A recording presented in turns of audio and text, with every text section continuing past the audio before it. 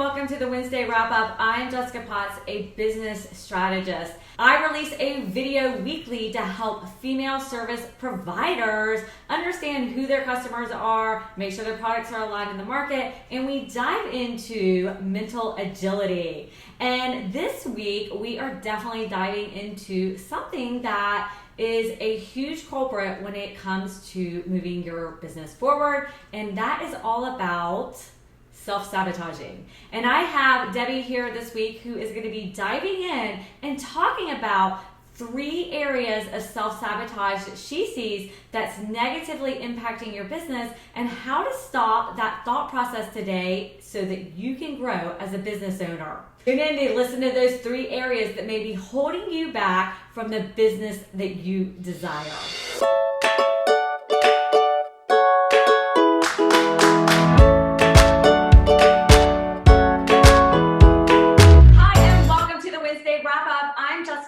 A business strategist, and today I have Debbie Cromack with me, and she is a business coach.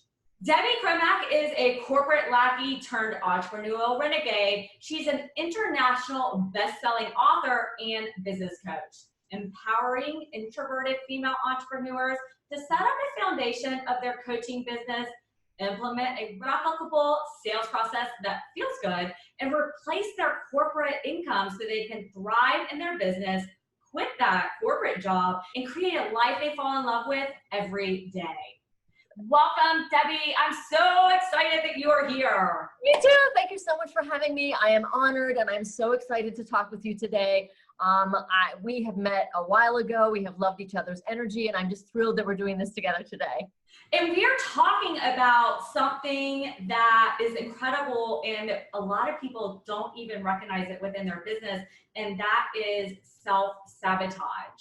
And I'm excited to be talking about that because it was something that I personally was doing in my own business and didn't even recognize it. And I think, that is probably the main point to all of this, honestly, Jessica, is that we don't recognize it. We're simply unaware. And so, interestingly enough, the first pillar in my coaching business is awareness, because I think until we become aware of things, we can't really do anything about them. Like if they're not going well, or we're not recognizing something, we can't really do anything to change it or shift it or tweak it or whatever, or squash it, whatever it is, until we become aware.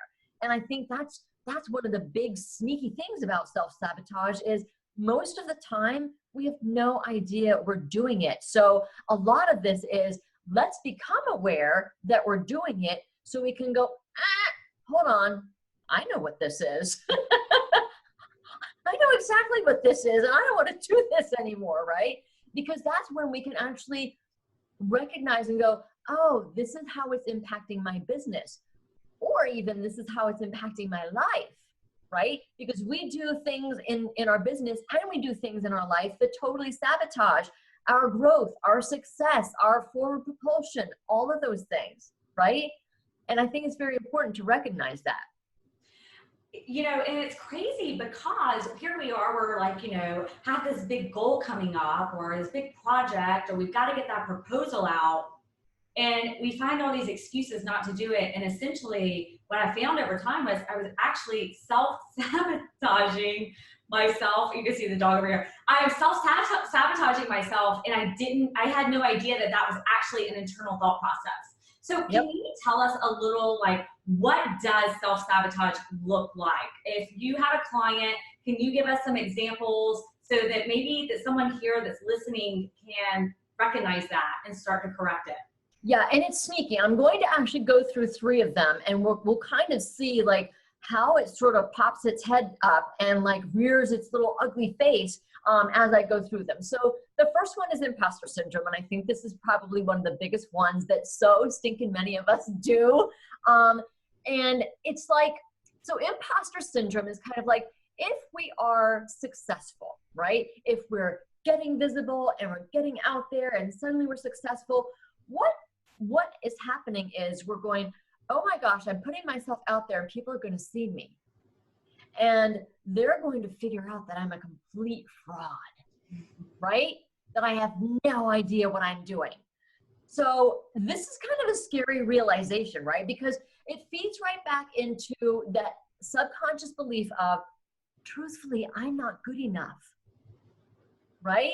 And so much of self-sabotage leads right back to I'm not good enough, right? So much of that leads back to the I'm not good enough, which I think worthiness and I'm not good enough are like just big, big things when you come into the entrepreneurial space, especially from someplace like a corporate job where your self-worth and all of that is fed from external sources. So you're like, oh yeah, I know what I'm doing. You come into the online space and that has to come from within. And suddenly we're left going, oh my gosh, I'm not good enough. I have no idea what I'm doing, right? Because we need to find that value and that worth inside ourselves. And if it wasn't there and we haven't learned how to feed it, oh my goodness, we're in for a world of hurt, right? So what we end up doing is we kind of make ourselves invisible.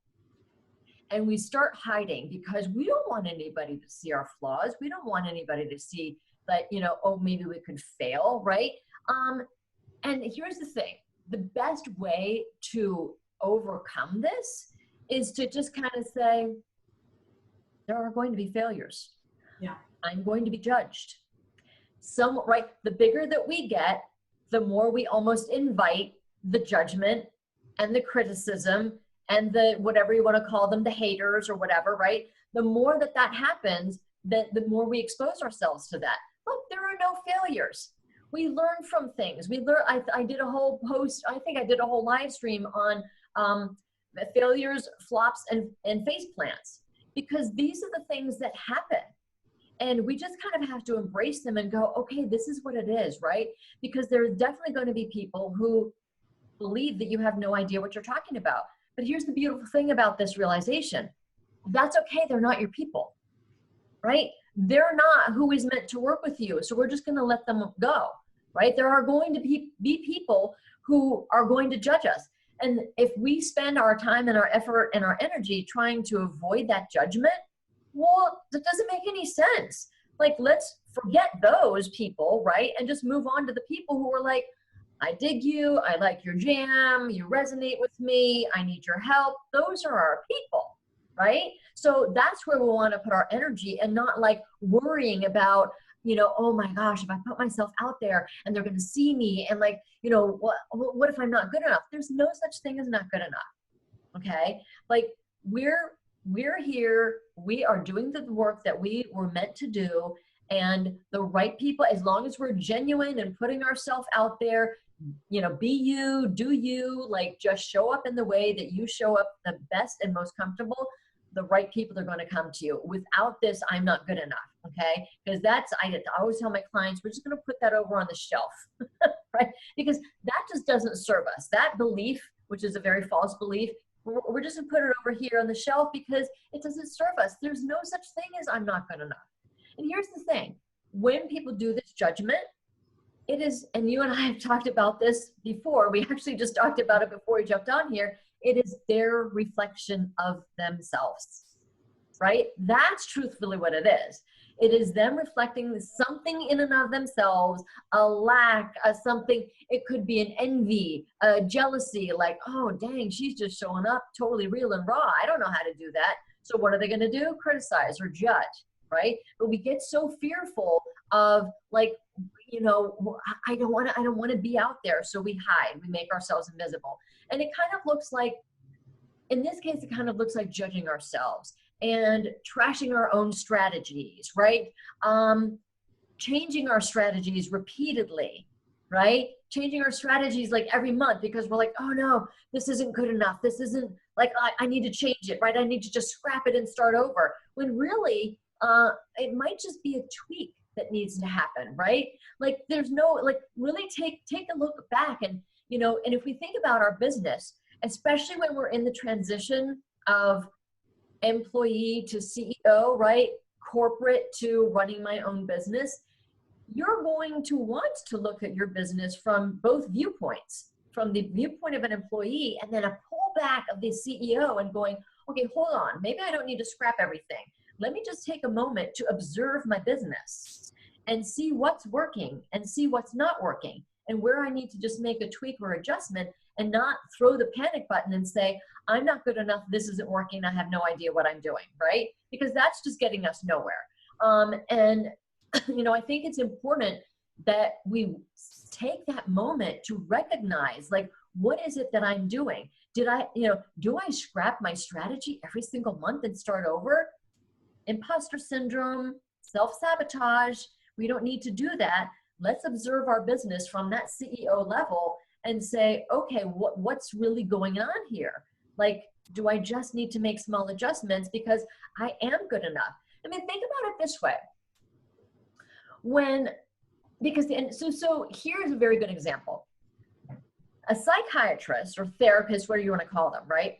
They don't need to own the pain of their client, of their patient, in order to have the right tools, knowledge, education, background to help them get through what they're going through, right?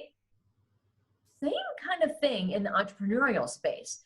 Just because you don't feel exactly everything they feel and know 100 times more than they know, that doesn't mean that you're an imposter or that you're a fraud or that you have no idea what you're doing.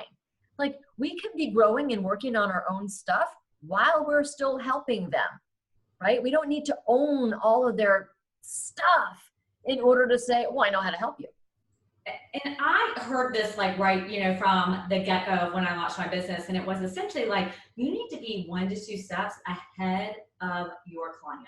So if you're teaching SEO, you need to know 1 step ahead of them. If you're coaching and business coaching, you need to be at least able to understand how to get them from where they are now to where they are to where they desire. But that doesn't mean that you have to be a total expert and have 25 years of business experience. So I totally agree. But in our heads, right, we're like, well, I've only been in a business for a year. What value do I bring? Well, it's not just that 1 year of business, but it's your perspective, and it's all of this past that you have, especially when you're coming from corporate America like you and I, where you're in these different scenarios and you have all these different frames of reference that you can pull from. And the second thing I wanted to say, that I love what you said, I think that we should start celebrating when we get haters, because when you get a hater, that means you have made it. And girl, you go out there and you pop a bottle of champagne. Like, when you get a hater, you're like, hell yes, mama made it. I'm there. Yes. Back to your point about the 2 to 3 steps ahead. This is what I tell my clients all the time, because they're so worried that, right, because we throw the expert status around in this space all the time. Okay, what does that actually mean? Who defines that?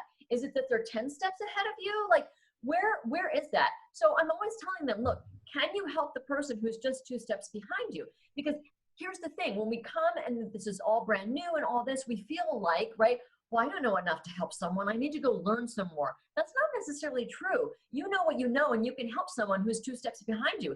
You don't need to be 10 steps ahead of them.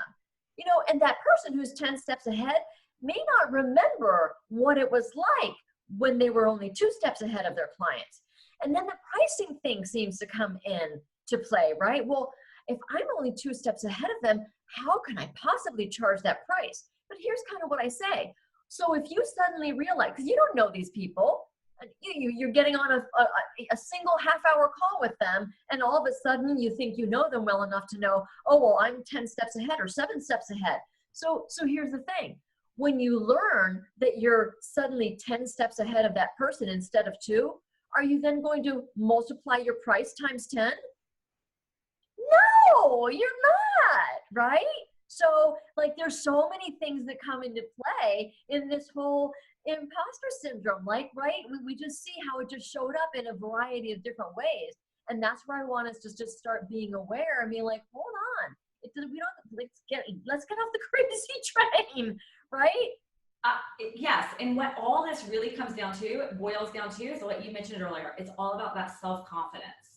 Yep. And sometimes, even if you're not feeling 100% confident, you really need to start analyzing where that doubt is coming from, because that energy just resonates. And it doesn't matter if you're meeting someone in person or even just posting on your content, because it comes off. Yes, it radiates. Absolutely. All right, we ready for number 2? Let's hear number two. Number two is this idea of pretending to be uncertain. Because again, right, if we're coming into a space we know nothing about, we have so much to learn, and we start kind of dipping into the uncertainty. Well, I don't know if I should stay in my job or leave my job, or should I commit to, let's go to the health area, right? Should I commit to really like going all in on getting healthier and going to the gym and eating healthier and stop snacking, right? Like, why do we want to be uncertain about these things? Like, pretending to be uncertain is just an excuse, right? We kind of use this uncertainty, and here's where, and this is another thing, I think, big one. We use the uncertainty to not trust ourselves. And I think in this space, and I found with so many of my clients that a lot of times as we're going through mindset stuff and the struggles around mindset, we don't trust ourselves. I also think that when you come from corporate America and people are there to validate you and say, I think that's a great idea. And when you take on this business and the direction of your business, and you are solely responsible for making the decisions of that business, that's when this seeps in. Because I've been there myself, because there is either, oh, I could make this decision, and then what if it derails? Well, so what if it derails, right? You put that train back on that track and you keep going, I'd always say, like, I don't have failures anymore. These are just small stepping stones to my success, They're not failures, they're learning experiences.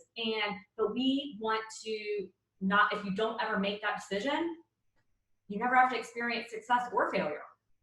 Yep. And I think, that is such a good point, because we really have to change our perspective of failure, because it is very different in corporate than it is in the online space, right? You fail in corporate, you're looking at like, you're not going to get a raise next year, right? These kinds of things, right? When you fail in the entrepreneurial space, it really truly is an opportunity to learn, tweak, and keep going forward, right? Get the train back on the tracks and keep going.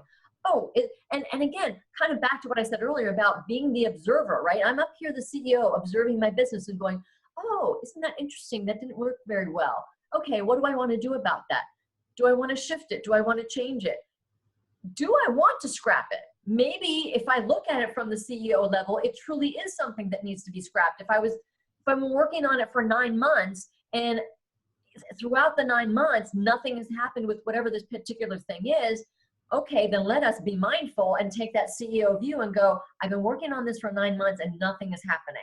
I think I'm just going to move on to the next project, or whatever it happens to be, right? Like, right. That's the kind of stuff that we want to start doing, because being uncertain, I mean, really, it's a mask. You know what I mean? It's like putting on a mask and saying, oh, well, I'm not sure, so I'm just going to sit behind my mask and just not be sure for the whole time, because that's a great excuse. I can just say, well, I don't really know. I'm not really sure. And, being uncertain, it really just allows us to, let me put it this way, to not be responsible. Well, I really wasn't sure what I was doing. I was kind of uncertain, so it's okay.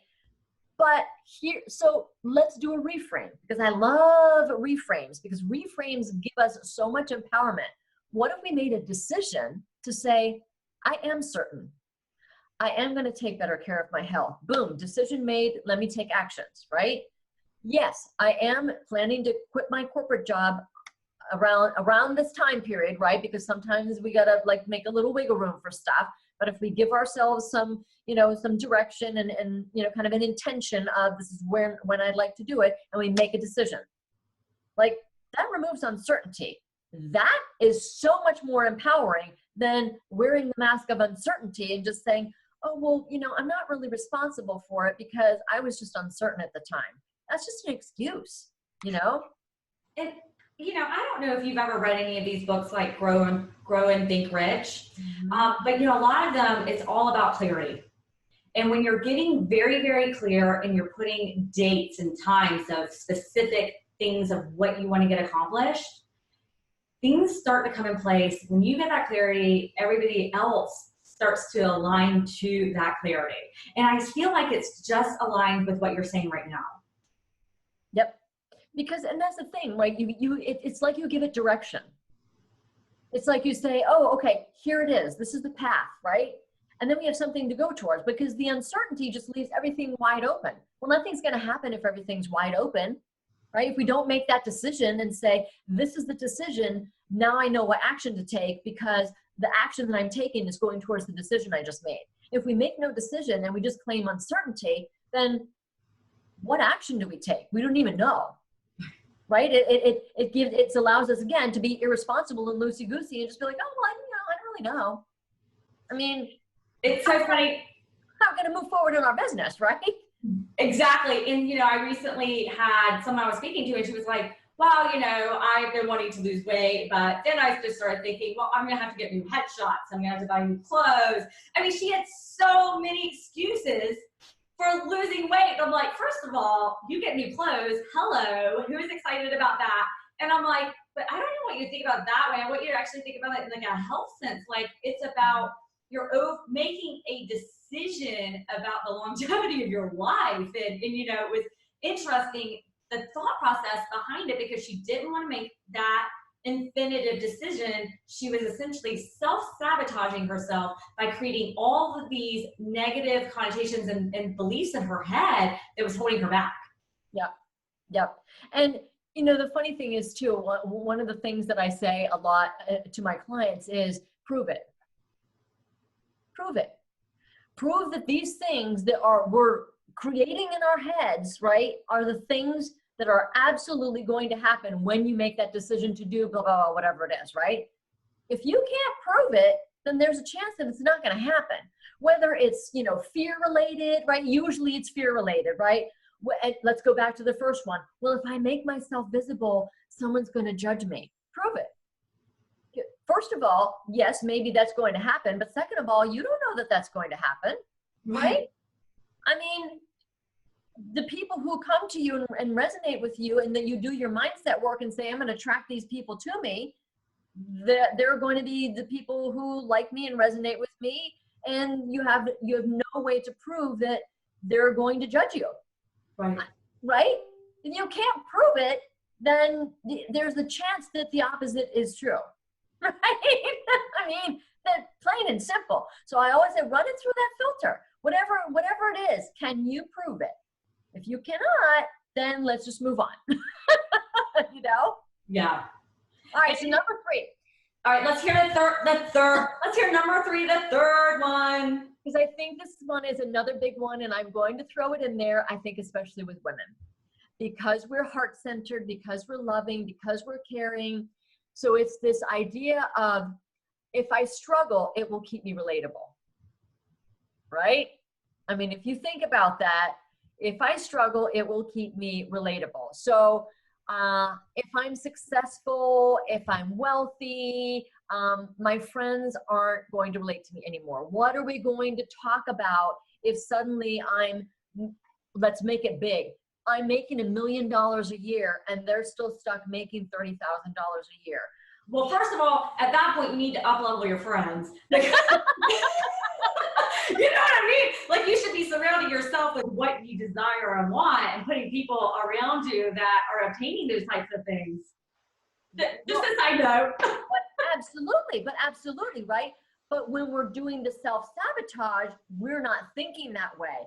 We're thinking, right, like almost like that, kind of privileged guilt in a way. Like, well, I would feel so bad if, like, I'm driving around in my Mercedes with my Louis Vuitton purse because I've made a great deal of money serving people and doing this work that I love to do. And I pull up next to my friend who's driving a Yugo.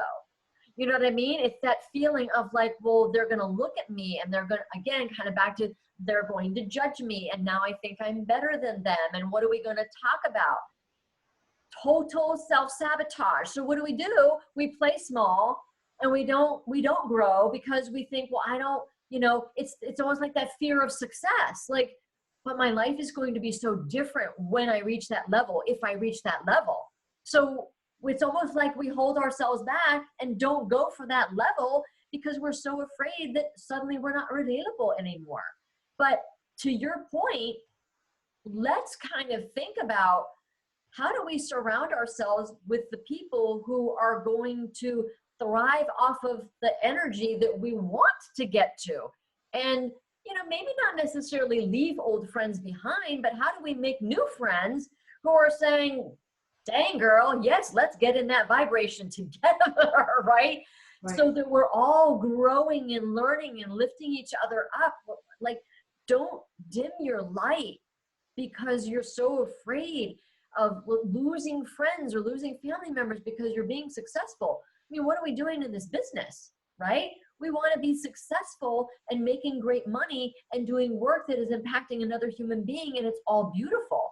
And money is not bad, and money is not evil. Money helps us, like, I think I did a post a couple weeks ago where I was like, heck yeah, I want to make more money because I love doing these random acts of kindness where I give a waitress in the restaurant $50 and I say, go get a massage. And she breaks down in tears because she's like, nobody's ever done that for her. Like, I want to do more of that. And when I make more money and I'm helping more people transform their lives so that they have successful, profitable businesses, why the heck not? Right? Like, why not? This is what we want to be doing. So, we need to stop thinking about, well, others are going to be jealous or they're going to be envious or, all this stuff. Like, we need to just let go of that and say, I'm going to stand up and live my life and create my life. And I'm going to have some new friends around me. And, if my old friends don't like that, maybe I just see them a little bit less. If it makes them uncomfortable, I don't have to diss them as friends. I don't have to say, well, goodbye, you're not my friend anymore. But why would I want to hold my life back, hold my success back because of this fear that, suddenly they're going to think negatively of me?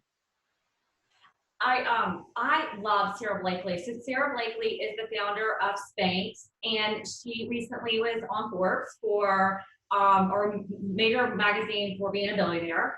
And in her Instagram, she talks about, like, every year she takes all of her girlfriends on this huge trip.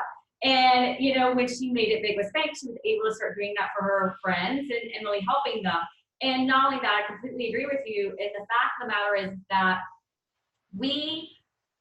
these are such stupid excuses to hold yourself back, because 9 times out of 10, if you're a genuinely good person, money is not going to change you.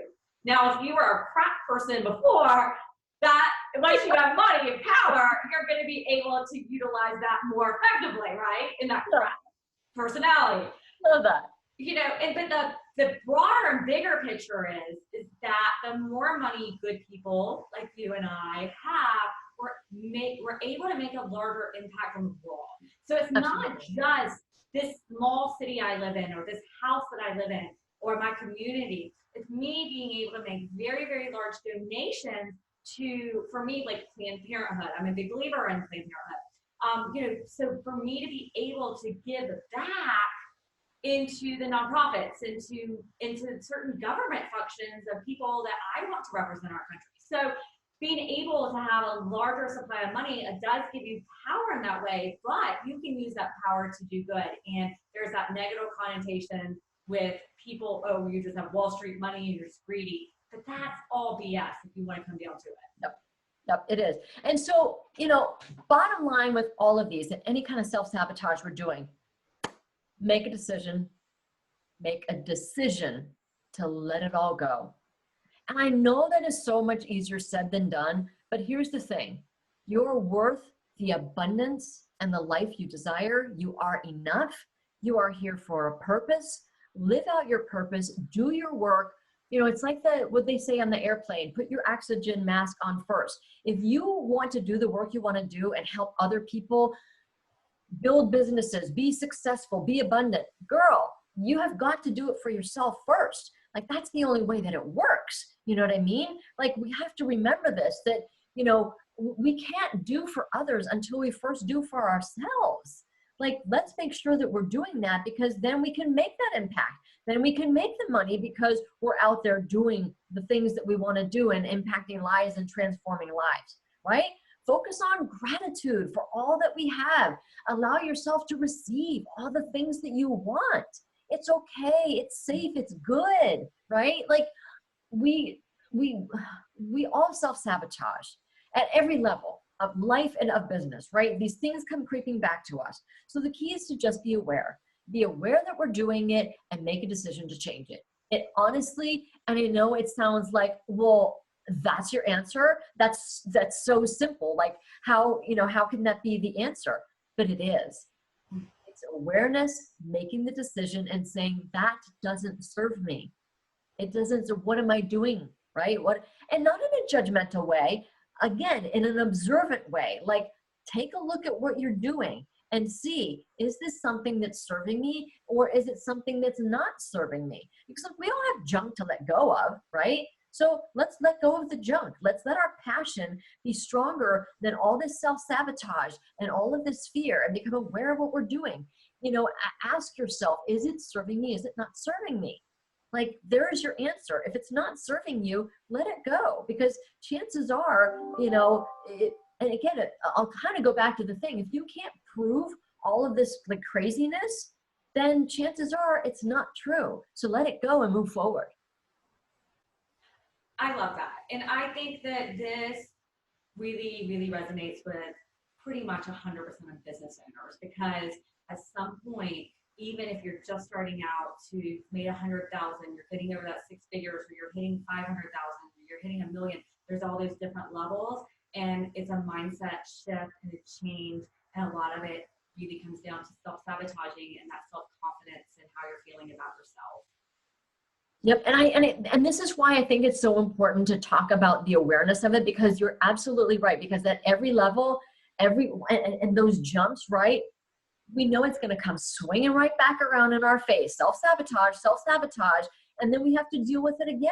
And I think as long as we can kind of almost train ourselves to recognize it, that awareness piece, like, that's why I said, like in the beginning, I know what this is. I know what you are. Like, you know what I mean? Here you come again, self-sabotage. Hold on, right? I'm not going to let you get me this time. It's that awareness and going, oh, wait a minute, hold on. I do know exactly what's happening here. I'm doing this to myself. It's not serving me. I've got to figure out how to just make a decision to let it go so I can actually get to this next place and help more people, right? It's all about this concept of it's so much bigger than us. And you just said it, right? It's so much bigger than just us. It's that ripple effect. Yeah. And so I have a suggestion. When I figure out when I'm like self-sabotaging, I really start writing down what those thought processes were, because once I was able to recognize those thoughts and I was able to change those negatives into positives, I saw a huge shift and change within my business, but not only just my business, but I'm telling you, my personal life, within my relationships, both platonic as well as, romantic. And really understanding, where did I learn that? Where did I hear this old story I'm telling myself? Like, oh, if I'm successful, I'm going to be, a crappy person. I'm going to feel bad because none of my friends are going to be able to go to dinner. But I mean, in essence, it should be like, who cares? Like, I can afford to pay for everybody's dinner, and understand. I'm making more than he is. Pardon me? Also think about the one, I'm making more than he is making financially, right? Yes. Right, that one too, all of it. Yes, and actually, I'm glad you brought that up, because I think that is huge for women, because especially how we're raised, right, where the man is supposed to take care of the home and he goes out and works, and I live in the South, which is really known for women staying at home, and that resonates with a lot of women. And not only that, you have that fear, but think about the way he feels.